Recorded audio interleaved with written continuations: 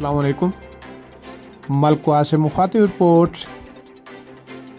صدر press club ملکوال برائے سال 2024 کے لیے ساجد حسین مغل بلا مقابلہ صدر پریس کلب ملکوال منتخب ہو گئے۔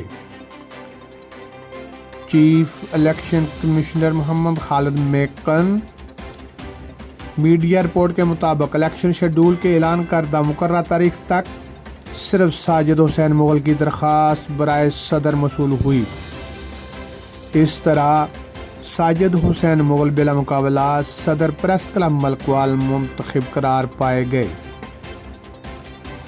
آئین کے مطابق صدر برائے سال 2024 کے لیے اپنی کابینہ تشکیل دے گا اور مستقبل کے لیے بہتر طور پر فرائض منصبی سر انجام دینے کے لیے مثالی کردار ادا کیا جائے گا۔